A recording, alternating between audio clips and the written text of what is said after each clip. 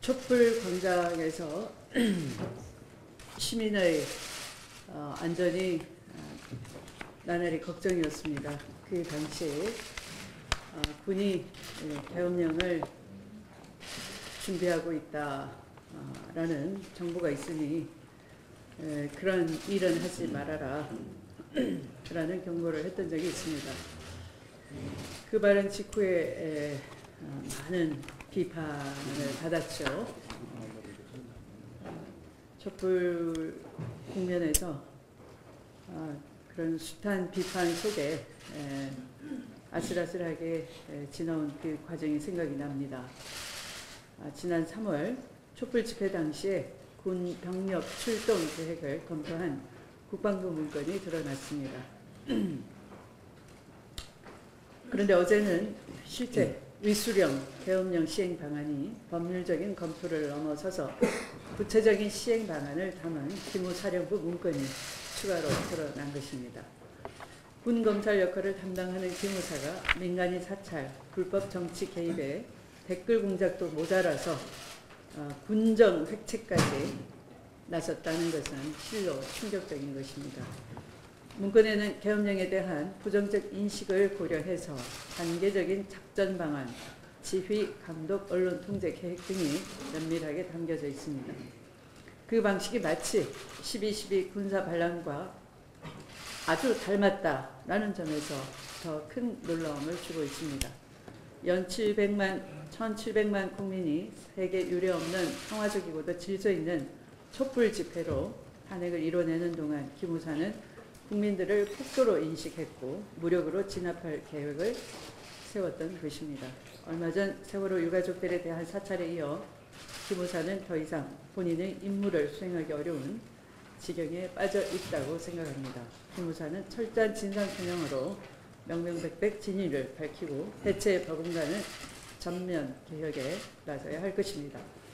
민주당 역시 적폐청산과 개혁에 긴장의 끈을 놓치지 않겠습니다.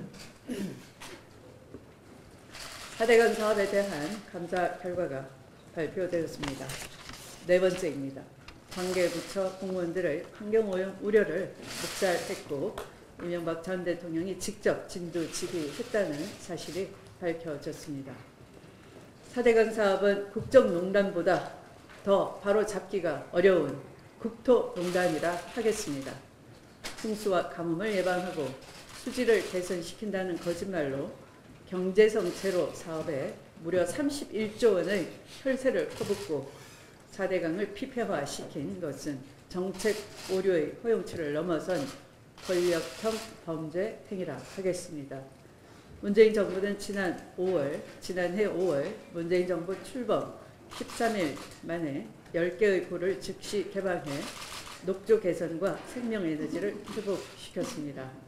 시켜가고 있습니다. 잘못은 있으나 처벌은 불가능하다는 감사원의 결론에 대해서 명백히 이의를 제기합니다. 이명박 전 대통령의 대국민 사죄와 책임자 처벌 강력히 촉구합니다. 어제 대통령 직속 저출산 고령사회위원회가 저출산 관련 대책을 발표했습니다. 기존의 출산율 지향 정책에서 탈피해서 삶의 질 개선에 주안점을 두고 정책 방향을 바꾼 점은 높게 평가합니다. 특히 모든 출생이 존중받는 여건을 만들겠다는 취지로 비혼자의 출산과 양육 지원도 대폭 확대했다는 점에서 긍정적인 것입니다. 정부는 어떤 이번 대책으로 그칠 게 아니라 보다 근본적이며 획기적인 대책을 지속적으로 마련해야 할 것입니다. 저출산 고령화 문제는 사회 구조적인 문제가 개인과 가족의 삶에 투영된 결과로 결국은 공공의 역할이 더욱 커질 수밖에 없다는 것입니다. 무엇보다 젊은이들에게 안정적인 일자리에 대한 자신감과 희망을 주고 예측 가능한 미래를 설계할 수 있도록 해야 하겠습니다. 일과 양육이 양립할 수 있도록 정부와 공공의 역할을 보다 강화하고 확대해 나갈 필요가 있습니다.